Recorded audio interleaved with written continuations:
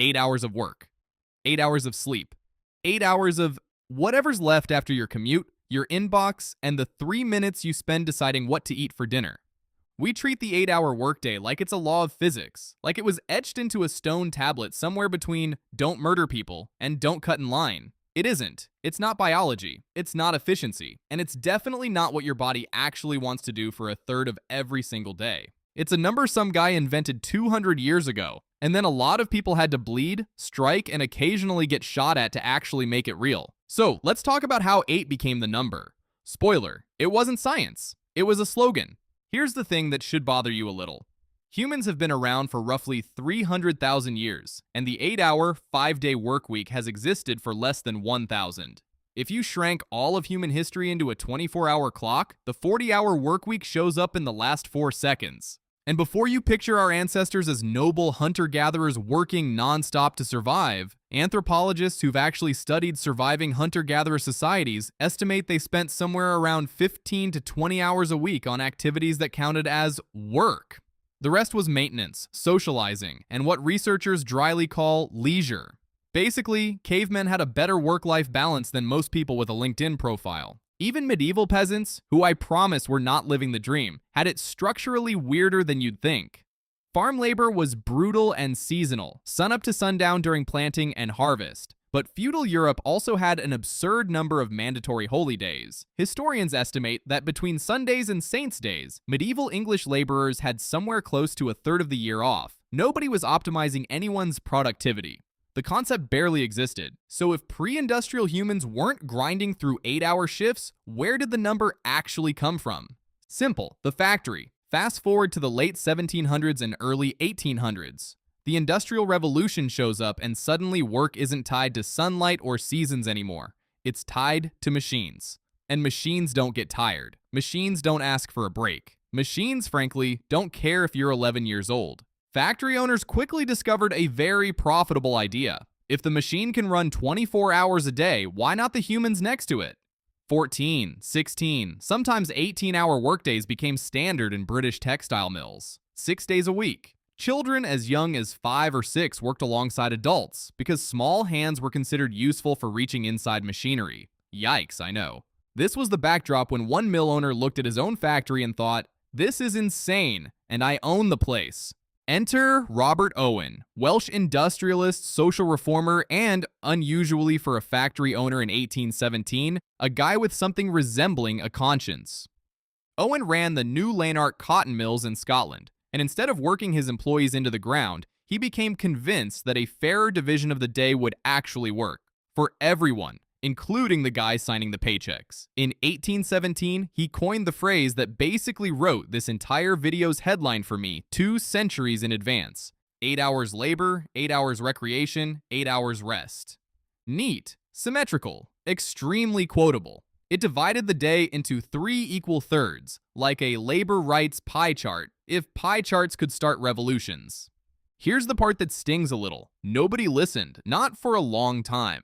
Owen's slogan was a good idea stuck about 100 years ahead of the industrial economy's willingness to take it seriously. Factory owners were making enormous money off of long hours, and recreation was not exactly a line item on anyone's balance sheet. So the 8-hour day didn't arrive because a nice man in Scotland asked nicely. It arrived because people started fighting for it. Through the mid-1800s, labor organizers picked up Owen's 3/8 formula and turned it into a rallying cry. In America, a labor activist named Ira Stewart spent decades arguing that shorter hours weren't just humane. They were economically smart because well-rested, well-paid workers spend more money, which is good for the whole economy. Unions loved this argument. Factory owners, understandably, did not. By the 1880s, the movement had real momentum. Workers across the U.S. organized around a single deadline, May 1st, 1886. The demand was blunt and it rhymed, which is always a good sign a slogan's going to stick. 8 hours for work, 8 hours for rest, 8 hours for what we will.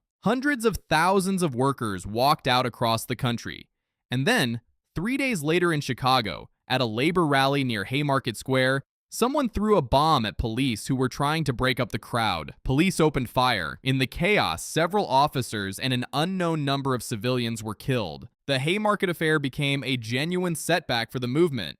8 men were controversially convicted, several executed, on evidence historians still argue was flimsy at best. But it also turned the 8-hour day into an international symbol. May Day, celebrated as International Workers' Day in dozens of countries to this day, traces directly back to that push. One bad night in Chicago and a slogan from a Welsh mill owner ended up shaping how much of the planet marks a public holiday. Progress, as usual, moved forward by getting knocked backward first. Now here's the plot twist nobody expects. The person who did more than almost anyone to normalize the 8-hour day in America wasn't a union organizer. It was a car manufacturer. On January 5th, 1914, Henry Ford announced that Ford Motor Company would pay workers $5 a day, more than double the industry standard, for an 8-hour shift, down from the 9+ hours that was typical at the time. The press lost its mind. Other business owners called him a traitor to his class, which is a genuinely wild thing to accuse someone of for paying people more. But Ford wasn't doing this out of pure generosity. His assembly lines were so monotonous that turnover at his Highland Park plant had hit 380% a year, meaning, on average, Ford was replacing his entire workforce nearly 4 times over every single year. People would rather quit than keep doing the same 17-second task for 10 hours straight. Shocking, I know. Ford's economist also ran the numbers and found something fascinating. Worker output per hour actually dropped once shifts stretched much past 8 hours. Tired workers make mistakes, work slower, and break more equipment. Turns out, exhausted humans are bad at their jobs, a discovery that apparently required an automobile tycoon and a spreadsheet to make socially acceptable. The $5 day made Ford a household name almost overnight, and, crucially, it gave the 8-hour day something the labor movement's marches alone never quite managed: a business case. Suddenly, it wasn't just a fairer world, it was a more profitable one. And capitalism, as it turns out, listens a lot faster to the second pitch. Ford's move was influential, but it was a company policy, not a law. Workers everywhere else were still at the mercy of whichever employer they'd landed with. Legislation crept forward slowly. In 1916, the Adamson Act established an 8-hour day for interstate railroad workers, a huge deal, since railroads were the backbone of the American economy and the workforce was massive. Other industries followed at their own pace, usually only after a strike or the threat of one made the alternative more expensive than just agreeing. Then came the Great Depression, and with it, an argument that suddenly made a lot of sense to a lot of frightened politicians. If fewer hours meant more jobs to go around, shortening the work week might actually help unemployment. Franklin Roosevelt's New Deal built on decades of labor organizing, and on June 25, 1938, he signed the Fair Labor Standards Act. It didn't jump straight to 40 hours. It phased in a 44-hour week first, stepping down to 40 by 1940. But for the first time, the 8-hour day, 5-day week wasn't just a slogan chanted at a rally. It was federal law with actual teeth, overtime pay, a minimum wage, and restrictions on child labor. 121 years after Robert Owen scribbled his tidy little slogan about thirds of a day, the United States government finally agreed with him, which, in government time, is basically immediately. The 8-hour day was designed around 1938 levels of productivity: factory workers, manual labor, machines that needed humans standing next to them. Since then, worker productivity in the US has increased by several 100%. We produce dramatically more per hour than the people who fought for that 40-hour law could have imagined.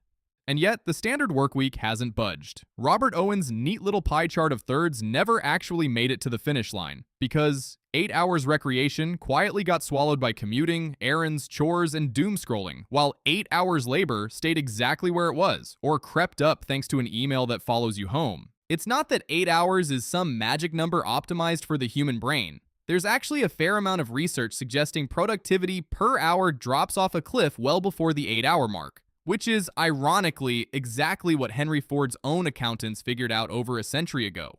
It's that 8 hours was the number the political and economic fight of the early 20th century managed to win, not the number that was proven best, the number that was achievable. Which is why you're now seeing 4-day workweek pilots pop up across the UK, Iceland, Japan, and elsewhere, with a lot of the early results showing similar or even better output in less time. History has a habit of repeating this exact pattern. Workers ask, employers say it'll destroy the economy, someone runs the actual experiment, and it turns out everyone was just fine. So the next time your alarm goes off for another 8-hour shift, remember, you're not following a rule of nature. You're following the compromise line where a 19th century Welsh mill owner's slogan finally met a 20th century law, After 100 years of strikes, one deadly night in Chicago, and a car manufacturer who realized tired workers build worse cars. 8 hours was never correct. It was just the number people managed to win, which raises the obvious question. If they did it once, what's stopping anyone from winning a different number next? If you learned something, subscribe, and let me know in the comments what you think the workday should actually look like. I promise to read them, on my own time, well outside of any 8-hour window.